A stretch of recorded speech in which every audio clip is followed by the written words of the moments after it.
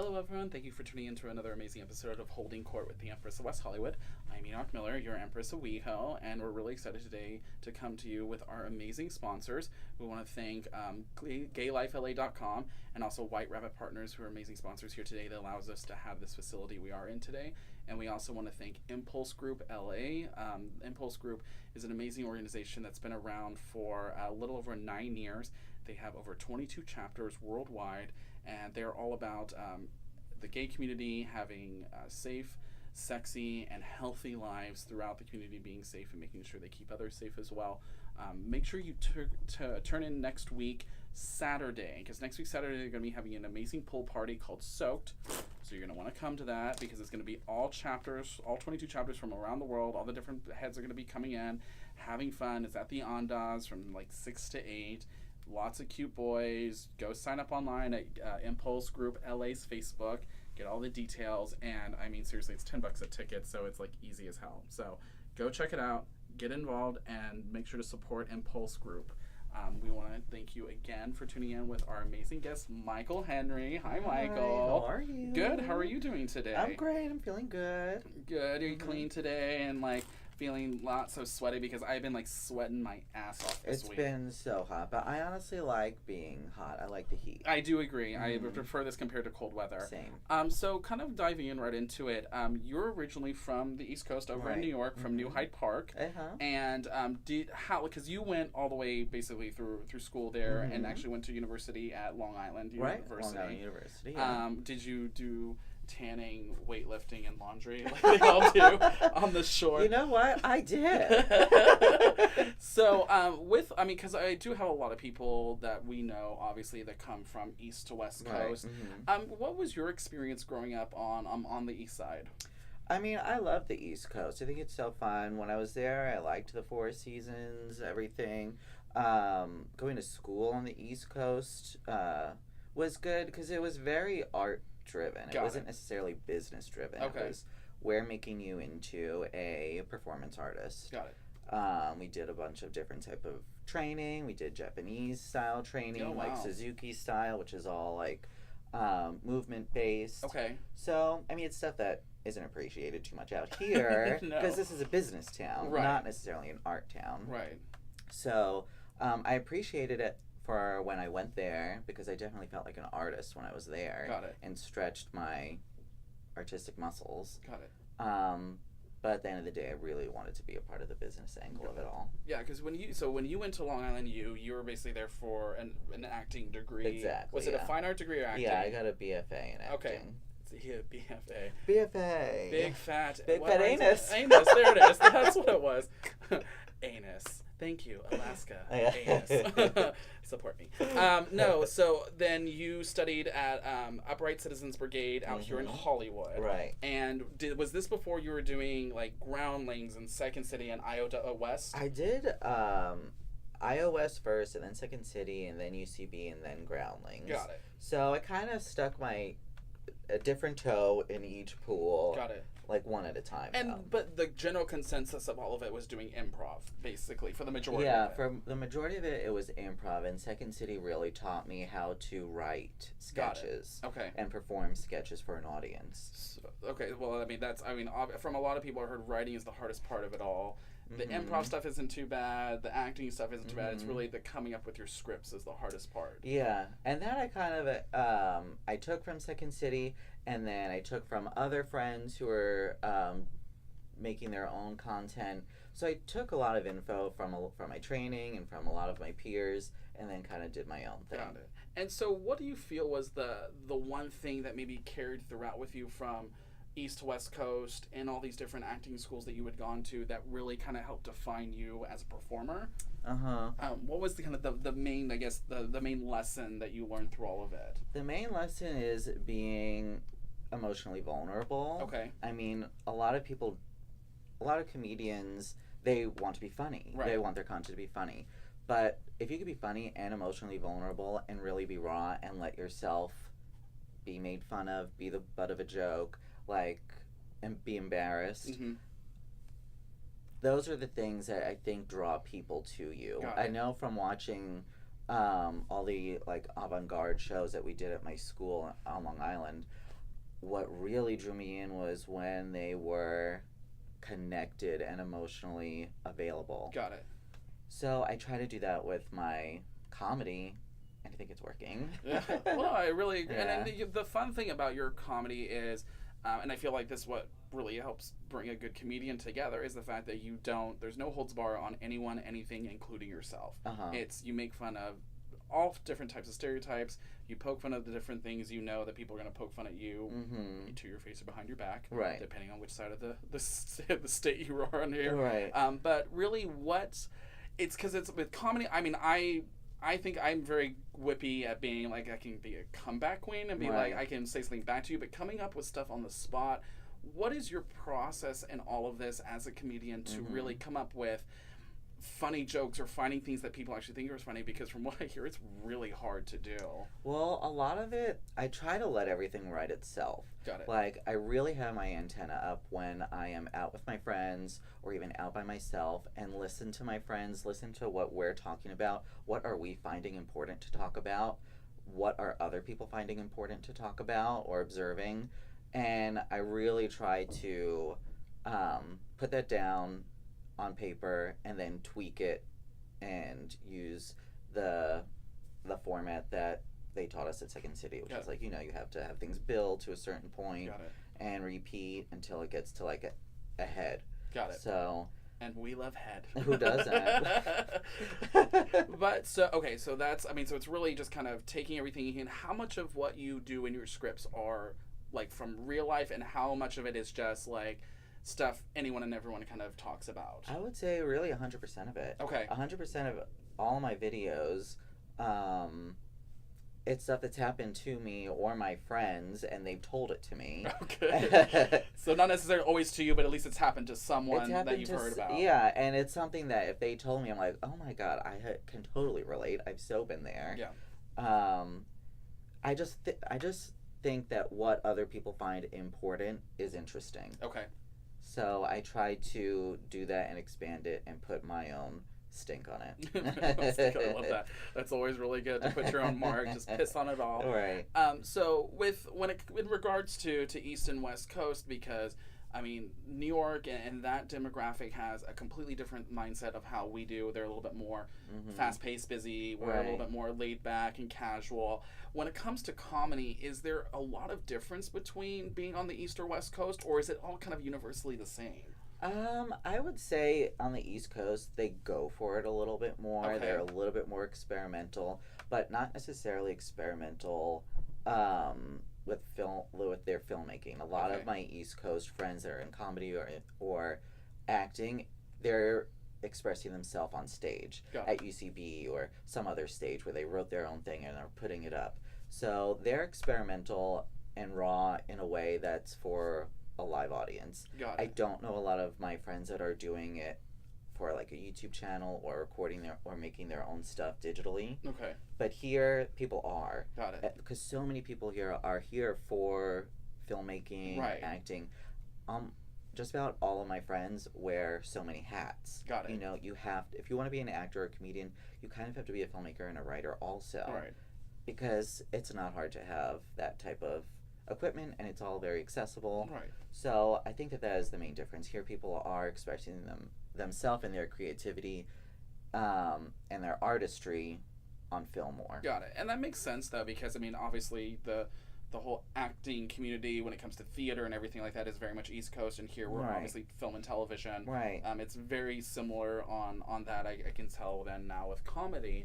And so when you go and do like a fun routine or something like that, kind of what is, besides like kind of the process of like you hearing the story, writing it down, and then kind of thing, what is your overall process then with creating a video and saying, okay, here's the people I want, here's how many people I want in it, and here's kind of the generalistic flow of how you do it all. Kind of what's your process with that? Well, if I usually write it with people in mind. Okay. So I use their real names and everything. Right. And I just pray that they're going to be available. But I mean, it's LA. People are very busy. Yes. It's a very last minute type of city. Like people will get an audition the day before. Right. No, exactly. So you have to. Thankfully, I know. So I've been here for so long that I know so many actor friends that if someone drops out, I know someone that I can replace them with. But my process is I write it with people in mind that I know are going to be good. Okay. And generally they're improvisers because I write a whole script, but I also like to utilize their talents. Got it. And if they're an improviser, there's nothing better than someone coming up with something on the spot. Right. I'll write it, we'll shoot it the way it's written, and then we'll have fun with it. Okay. So if they have a quick response that isn't in the script but came off the top of their head, it reads so well on screen. So I try to utilize those people. Well, and it sounds like that you have a really good base of individuals with, again, a wide variety of the different ideas and talents and different backgrounds. When coming up with finding friends or finding people, what's kind of the main thing you look for, or is it really just you kind of know who they are and you have your kind of set group of people you know what to work with? Yeah, I kind of have a set group of people that I know that I like to work with. I love using new people though. Okay. But it's usually people that I've either done something with already or I've become good friends with them. Or I mean, it's a business too. If I become friends or friendly with someone who has a big following, I'm more apt to use them in something in some way. So it's definitely, it can be a you scratch my back, I'll scratch yours type of thing. Which turns into a really weird night in West Hollywood. Yeah, you're just scratching everything. There, exactly. So watch out for this one. Yeah. I've got claws. So let's go to some of your videos, because roughly around, you said like right around like 2015-ish is kind of when you really started putting up videos regularly and doing not just the fun stuff of you in your house doing funny things or doing funny stuff with wigs and right. Yeah. So when you first started doing your own channel, what did you feel was the hardest thing to do, either in the filmmaking process or the editing, or what was to you like the hardest thing getting started with your own channel? The hardest thing getting started was being afraid that nobody would watch. Right. Failing. I probably made about 12 videos before anybody even started really watching. I was begging to get to like hundreds of views. Right. Forcing people to share it on their social media. Share it, goddammit! Yeah. So I mean, the fear of failure is huge. Right. But I just was like, you know what? Whatever. I'm just gonna keep doing it. I like doing this. But I changed my point of view. I wasn't always doing gay-oriented stuff. I was just doing funny stuff. Right. So once I started doing more gay and I guess just queer in general stuff, that's when it became a little bit more raw and relatable and untapped into before, I think. And then someone that I was making videos with before on the behind the scenes side decided he didn't want to do it anymore, and I was like, oh my god, this is terrible. I don't know how I'm going to do this anymore. But then I ended up finding Paul McGovern Jr. who directs and edits and he's in so many of my videos. He's really been a godsend, and I adore making stuff with him because we're so on the same wavelength. Well, exactly. And what's so funny about having him on too is he is in so many of your videos, but you told me this, and I totally didn't know this because he was he's very bisexual on everything on it, but he's straight. He's straight, yeah. And so how do you get him, I mean, other than him being #WideOpen, how do you get him to kind of, or when you find these people that are actually really straight trying to play a gay role, how do you get them to kind of get comfortable with it? It depends. Paul, I've never had an issue. He's been game for literally, I think, every single thing I've ever thrown at him. There you go, ladies. He is game for anything. Game for pretty much anything. So with so those are the kinds of people you look for that are just more they're apt to just have fun with it, go with the role. In the past I have had people where I'm like, I really want them in this, but they were like, not sure, I don't want to. But then Paul was even like, if they don't want to be in it, don't make them be in it. It's not going to be a great energy. It's not a good fit. Right. And I was like, that is like so he's my therapist too. So wait, you're not married? Just checking. Wait, dating? Right. Yeah, he's great. But yeah, I only want to work with people that want to work with me now. I'm not going to force anybody. So the first one I ever saw of yours was on the gay chicken video, and basically it's two straight guys playing gay chicken, and from growing up I have seen this happen umpteen billion times, and they're like getting this close to their faces, but basically they are practically almost going all the way into full-blown oral, and you're sitting there going like, So what, with some of these different stereotypes, what kind of do you look for to play off of, and how far are you willing to go? I'm willing to go real far, and thankfully a lot of my straight friends are too. Um, but yeah, that one kind of just like, but yeah, everybody's just been really game. Wait, what was the question? No, just he got distracted because he was remembering how hot the boys were. And Literally, how I was much like thinking like, oh yeah, the gay chicken. I honestly had never even heard of this before. Oh really? Yeah, a friend of mine was. I did a show with him, and he was always touching all the other guys, and I was like, "What is your deal? You're straight. You're married, actually, and you're touching everybody, all the guys." And I'm like, "Okay, what's the story here?" And he's like, "Back in Arizona, we always would like play games like this," and I'm like, okay, maybe this is an Arizona thing, but it turns out, like you said, a lot of people have been playing that type of game. Oh, yeah. Like, I mean, a lot of people I know, they do the whole thing where it's like, we had it because, well, when I did theater in high school, we did the thing where it's like, are you uncomfortable yet? We'd start at the bottom of your ankle and then work our way up all the way up to as far as they'd let us go before they got uncomfortable. And a lot of our straight friends ended up letting us basically feel them up before they started doing it. I wish that we played that on Long Island. No, we didn't. Well, Long Island, you guys had your own sex room probably in high school. I know. I wish I was a part of it. So, like, things like that, what do you have to do any research when it's something you've never heard of, or do you just kind of like basically go for it? It depends. I mean, that one I kind of just went for it. If I'm doing something that's a little bit more of a sensitive topic, I do a lot of research to see what's PC to say or not say, or I try to not upset anybody. I try to make sure everybody is included in the conversation. So yeah, I do a lot of research when it's a sensitive topic, but when it's something that I know is just going to be funny or whatever, I kind of don't. So I like the fact you brought that up because there's one of the ones you did where it said getting schooled by your trans friend. Right. And I've had to be very careful a lot of times with a lot of trans friends on learning the appropriate, what to say, how to say it, making sure you're being considerate of what they're going through and their feelings, and depending on where they are at in transition. And you do a really funny video with your trans girlfriend of her saying like, oh, how's it going? What's like this? What's going on with your body? And she's basically like, I don't fart anymore. Right. And it's like, because I'm a girl, because obviously girls don't fart. Right. And then you're kind of like, oh, cool. Yeah. So you don't poop anymore too? Yeah. Like, and it's so, I mean, because literally a lot of people can say that and they cannot get away with it. Right. And so with a topic like that, how do you come up with your ideas for it? That one literally wrote itself. Okay. Her and I were having an actual conversation out, and it just came out. And she even said, I don't fart anymore. I was like, oh, I know you're lying to me. But I thought it was such a funny response.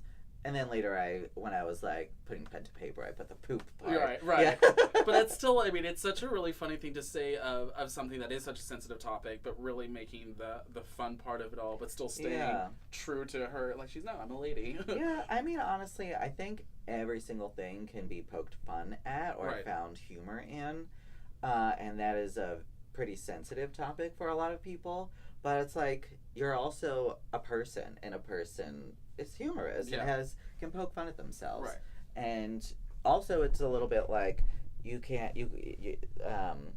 it's not always a Q&A with a trans person. Right. So sometimes if you ask a stupid question, you're going to get a stupid answer. Right, exactly. I mean, they're going to be like, you said it perfectly. Stupid question, stupid answer. Right. And to go to another funny topic that you brought up, and it's actually something I've had conversations with my friends about, whether or not other gay guys can say the word faggot. Right. And sometimes, because a lot of straight friends will come up to you and be like, well, how can you say it and how can we say it? It's like, no, it's the black person thing. It's like, you can't say the N-word because they can say the N-word, but we can't say the N-word. Right. So, like, because I died when I saw that one. Good. And I absolutely loved it because it's literally, I've heard conversations or I've been a part of a conversation with that. How did that come about? Or, like, who were you talking to about that?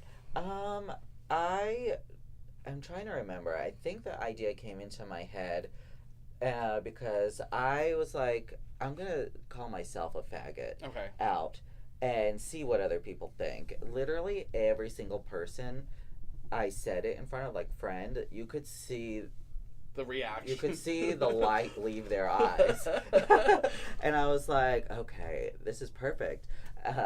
There's nothing I love more than seeing the light leave a gay person's eyes.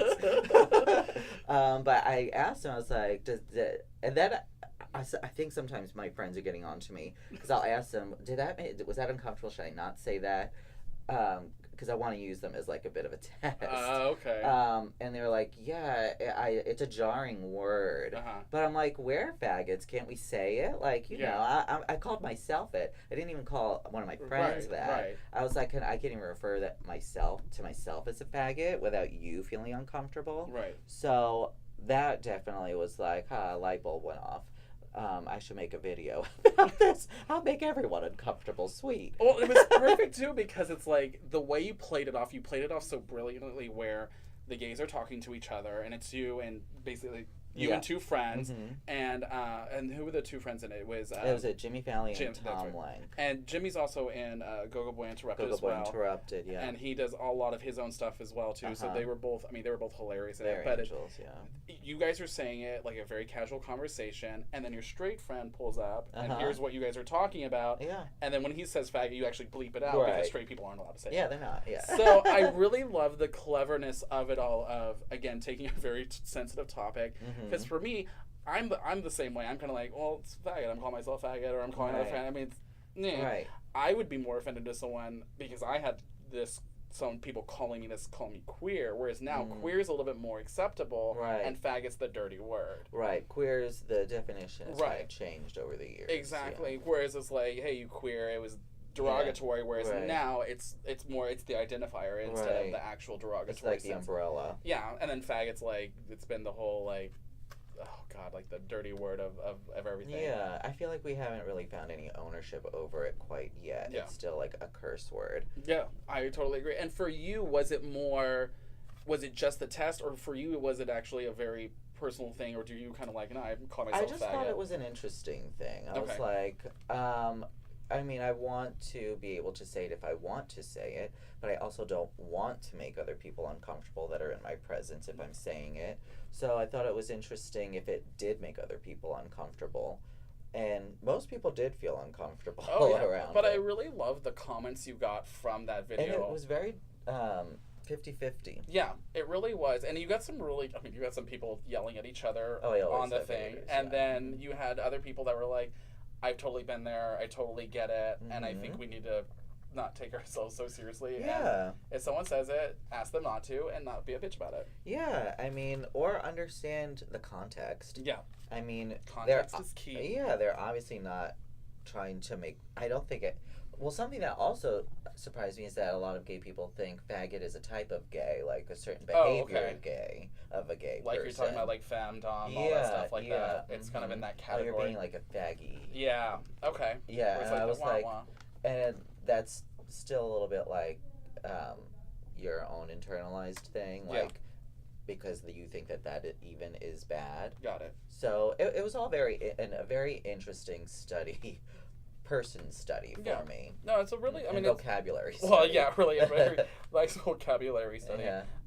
So let's go to some of the other ones you've taught, because I love, if you ever get a chance, you got to go check out his videos, either on YouTube or on his Facebook. You just scroll through them. They're absolutely hilarious, and you'll spend hours peeing yourself laughing. Oh, good. Yeah, wear a diaper. Wear a diaper. And be careful, too, because if you do this out in public and people hear you laughing out loud, they're going to look at you funny. Yeah.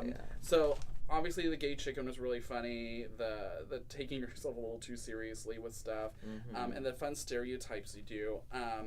When you, I've noticed this ever before when I used to do hookups, and you'd meet a guy, you go out, you have sex, you wake up the next morning, and you kind of do the, like when you guys are trying to be nice to each other, and then you start getting gayer and gayer to each other in the morning. Right.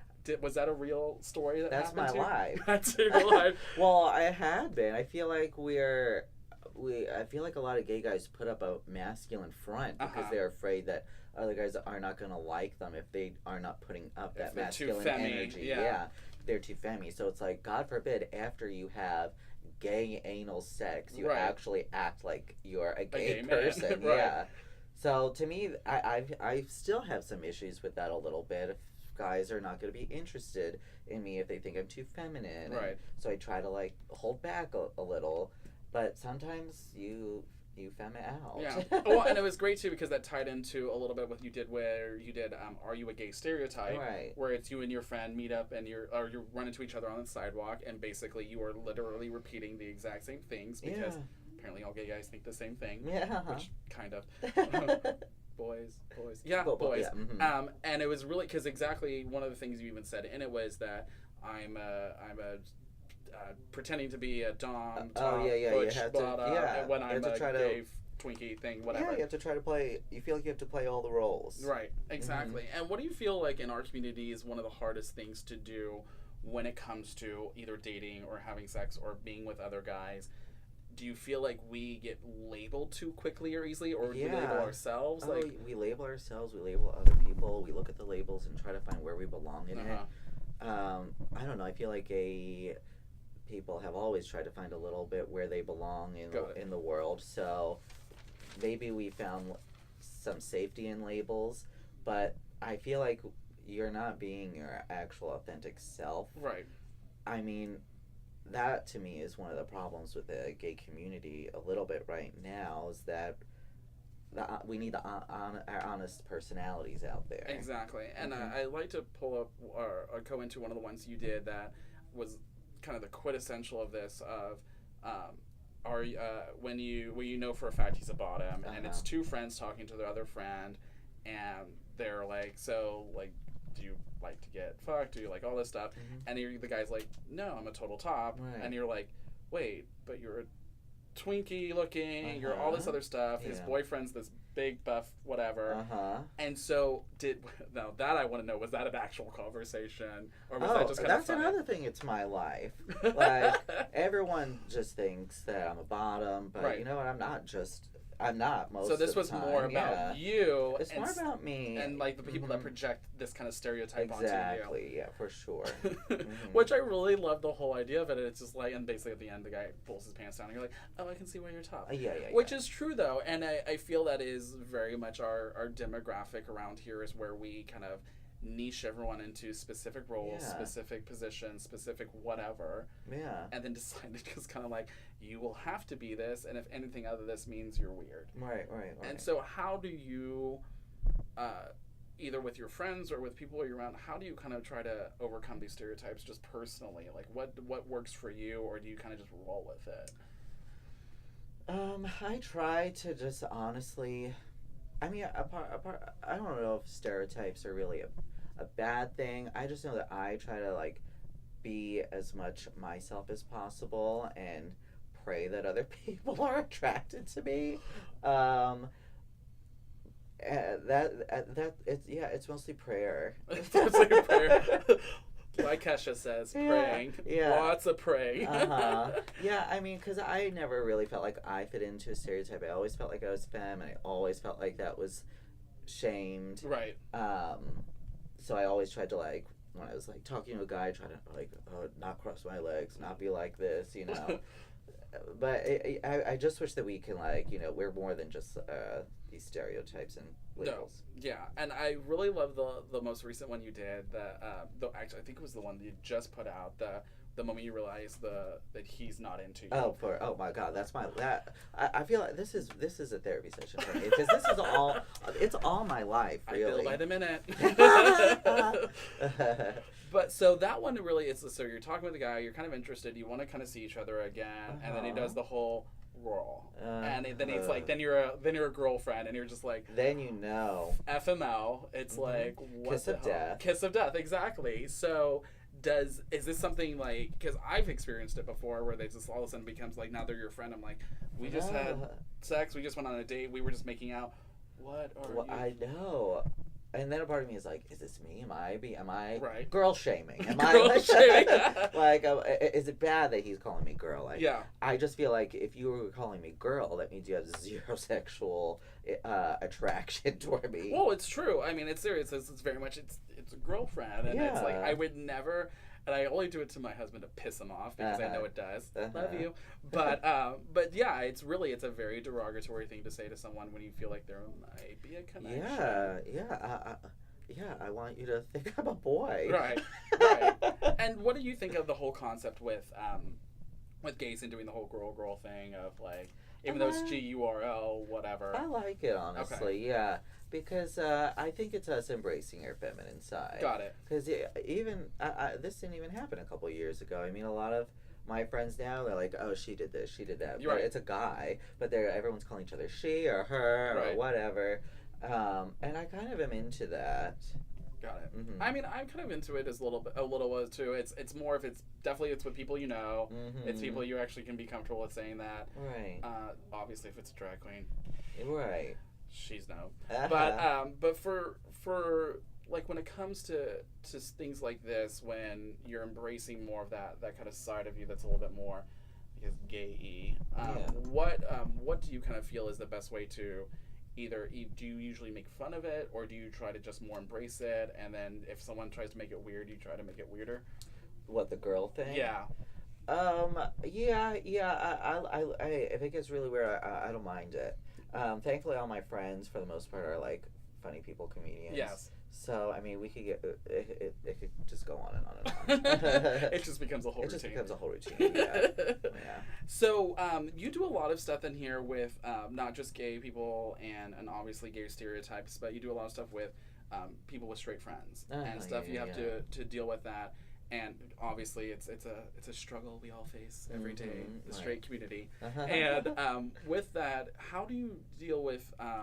Because it's really hard around here. I know it's a little bit harder in New York, but around here, I feel it's you see a guy and he comes out to West Hollywood. He comes out to a gay bar. He's with what you think is some girlfriends, right. and you find it's his girlfriend. Right. So how do you deal with a lot of those things? Like I like the one you put on here. It's kind of in reverse, but when you're into bad boys, and it's a bad boy acting like a badass, and then you find out he's a total bottom guy and loves boys and all this stuff, and you're kind of like, oh, this whole kind of I guess fascination with gays and straights. Yeah, and straight boys. I've always been really fascinated with this topic. How we are really into straight men. I mean, there are bartenders. A lot of time there are go-go dancers. I find it very fascinating. So, like with that one, with Are You Into Bad Boys? I was like, I know so many people that are almost turned off once they find out they might actually be into gay. you and gay. I don't know if the availability is a turn off and someone being unavailable is a turn on, or a challenge is a turn on. I can see the challenge part being a turn on. I mean, like anyone, we want what we can't have. Yeah. But I mean, I have a lot of friends that are very much like that is what they actually chase, and that's what they go after. Me too. And for me, I'm like, I want a guy that I know is going to be liking guys. I don't want to know and have to work. I don't want to work that hard. Me neither. I don't want to work at all. I seriously, I just want to like push a button, order you come to me, and I'm done. Exactly. That's great. That's music to my ears.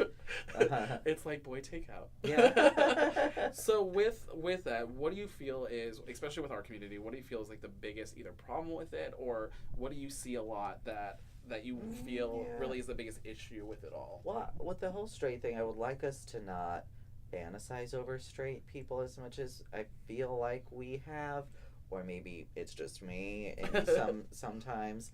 Because we need to fantasize about our own community and our own people being perfect and flawless the way that we are, and actually being attracted to actual gay people and real gay people, people that look like a real person, you know, and not just a person that's in porn. Got it. Or on a pedestal. And I love the one you did of how to play fantasy football. Oh, yeah. It's you and your guy friends doing the fantasy football. They're picking their people, and then all of a sudden you go into, well, my fantasy, and you take it to the actual fantasy part. Yeah. So, and that's kind of what you're meaning is like, leave the fantasy where the fantasy needs to be, and actually have it be where it's realistic and potentially happen. Yeah, for sure. And I get since Paul, who directs all the stuff and shoots it, and we edited together. Like I sit next to him while we're editing. Mm-hmm. So there's a lot of conversations that go on, and it's knee touching. Let's light a candle Right. real quick. And it's the scented candle that you get from Bed Bath & Beyond. It smells like sex. And Yeah. so that just turns into one big romance. But I do pick his brain a lot when we're editing, and it's really interesting the way they think about things, or the way that they even think about gay people, and the way that they don't realize how sometimes gay guys think about straight people. So it's all very fascinating to me, our interest in straight men. Yeah, no, I agree. And what really, another one of your recent videos that you just put up is Gay Guys Love Me. Right. And basically you get in an Uber pool with a bunch of different people, another gay guy, a girl, and your driver's a straight man. Yeah. And this is kind of true, where you'll get a lot of these guys coming into the community going, oh, gay guys love me because I'm this. Yeah. And it was a little bit of one of your more serious videos, not quite as funny, but still funny. Right. And what was your thought process on making that one? Well, there was this. Did you read that out.com article? I didn't read the article yet, no. Well, that one was some woman wrote an article for out.com saying, "Dear gay men, stop telling women we can go to gay bars." And her whole thing was rant about we belong there too. Okay. So this was a bit of a response to that. It was an FU to that. Kind of an FU. And I thought it was kind of disrespectful to gay people.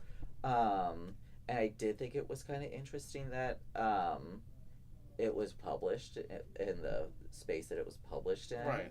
Because it is a very gay sense. Well, it's out. Yeah. It's out. I mean, it's a gay publication. Yeah. So basically, she's saying that, I mean, girls are allowed here too. It's a public space. It is a public space. But I don't think a lot of straight people have understood that it is more than a bar and a club. Got it. And more than a place just to, like, find somebody to hook up with or date or dance.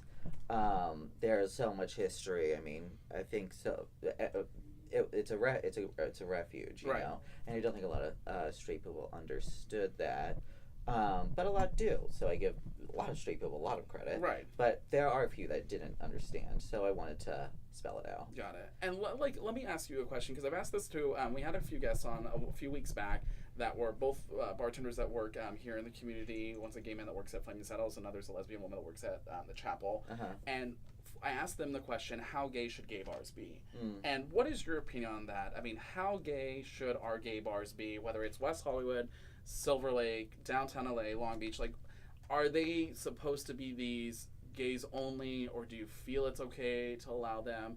And then this kind of that question came up from the topic of the issue with bridal parties and stuff like that. What is your opinion on how gay should gay bars be? I think they should be super gay, very gay. I mean, unless you don't want to call it a gay bar. If you want to call it everybody bar, okay. But if it's a gay bar, I think it should be very gay, because I don't think that I like that straight people are coming and gay is becoming a little bit more, mainstream, but it still isn't 100%.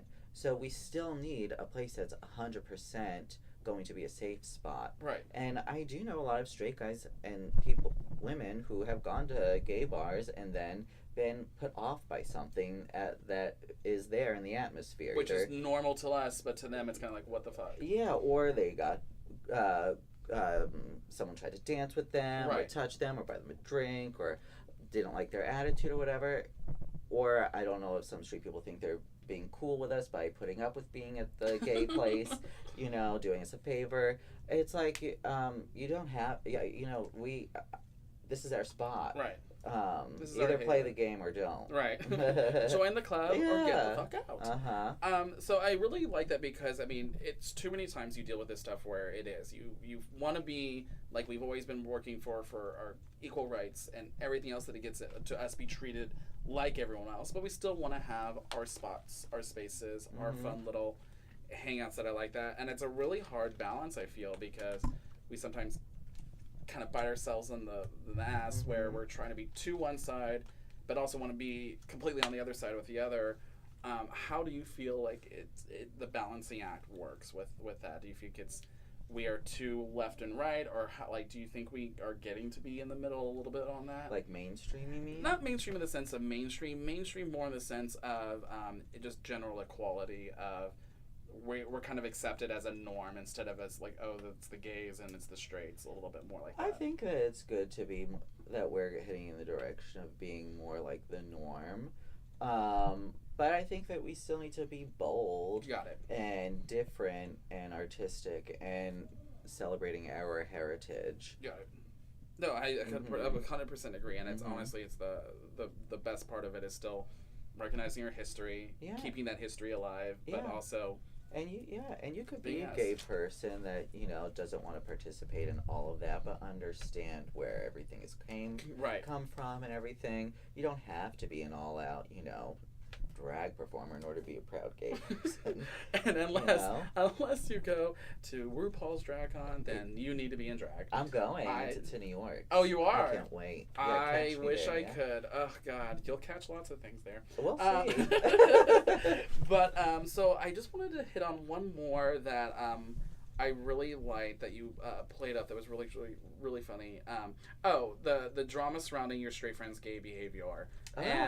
When your kind of gay friends straight friends get a little too, and then this you took it obviously to the opposite extreme of them saying like basically reading Grindr profiles to each other of what people say on Grindr. But this the truth is, how did this come about with were your straight friends starting to sound a lot more gay than they were supposed to, or kind of what was that with that? Well, what was interesting, what sparked that one even was Paul had already been in a lot of my videos, and he's always saying gay men are always messaging me and thinking that I might be gay or whatever. And I always thought it would be interesting if he just was acting like a gay person, did gay stuff or whatever, but he's not gay. Right. You could do things that are gay and not be gay. Right. So I thought it would be interesting if everyone just thought that you were a gay person, but then it's you're doing these gay activities, but they could just be activities that anybody could like doing. Right. But I thought it was interesting that even my person in that video was so into labeling him too as being a gay person. If you're doing gay things, why are you leading us on? Right. But he could just be having a good time. Exactly. It's just this is who I am. I like musicals, I like whatever, I like dance. I did this because I was being nice or whatever. Right. I mean, granted, it went a little bit more extreme because it was supposed to be, but it's the truth. If you're questioning your friend and he says he's straight, let him be straight until he proves you otherwise. Yeah. Until he sucks your dick. Yeah, right. Then you can really question it that way. Then red flag. Well, no, I really appreciate it, Michael, for you coming today and kind of giving us an insight into your creative brain and just the funny stuff that goes on. Oh, thank you. And the very inappropriate, which I love. Of course. Because that's how I am. If you haven't checked it out, you've got to go check out Michael's profile. Go to either his Facebook page at Michael Henry, or you can go to YouTube and search Michael Henry, and all his videos are there. He's got over 50-something videos. So great stuff to view, great stuff to watch.